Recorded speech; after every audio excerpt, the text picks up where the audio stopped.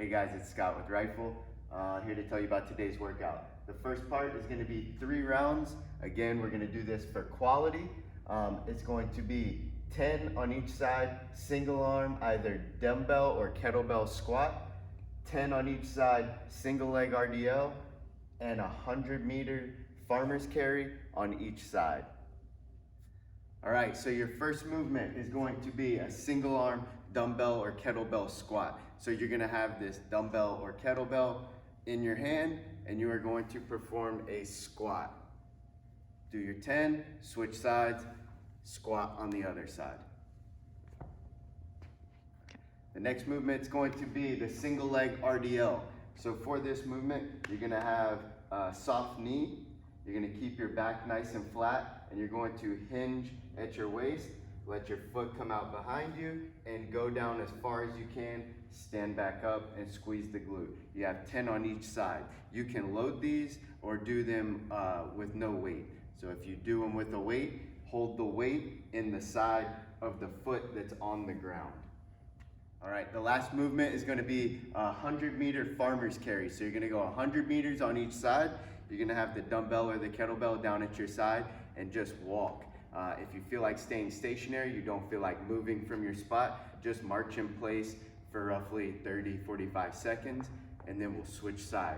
You're trying to keep your shoulders stacked over your hips. You don't want to be walking like this. All right, guys, the next part of this is going to be a 15-minute alternating E.M.O.M. You have 3 different movements, and you're gonna go through them one after the other for the 15 minutes, so you'll go through this 5 times. The first movement's gonna be 10 renegade rows. The second is gonna be 15 dumbbell or kettlebell push presses. The last movement's gonna be 20 step-ups. All right, so I'm gonna show you guys the first movement is gonna be the renegade row.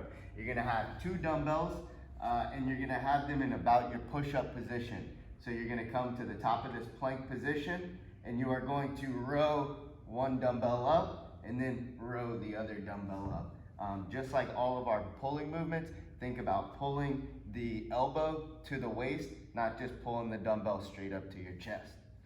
All right, guys, so your first movement of this is going to be the renegade row. The way that you're gonna start is you're gonna be in the top of a push-up position, so your plank position, your feet are wide, and you are going to row the dumbbell up, row the other dumbbell up. As with most of our pulling movements, you're thinking about pulling the elbow to the hip instead of just pulling the dumbbell straight up to your chest. An alternate movement for this, if you don't want to do the renegade rows or you don't have the access to the dumbbells, you can hold anything in this front position, hinged at the waist, nice flat back, and row up to your chest.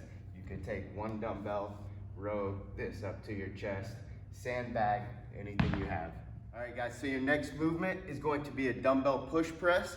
So these are gonna start here in the front of your body. You're going to add a small dip and drive of the legs and finish with the dumbbells up overhead.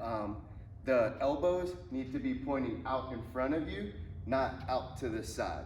The difference between that and that. All right, the alternate movement for the dumbbell push press will be the push-up. So again, the top of this plank position, the elbows track down by the sides, your hands are beside your chest, not out by your shoulders or way out by the side. They're right beside the chest, all the way, press until you're all the way extended, chest comes down to the ground.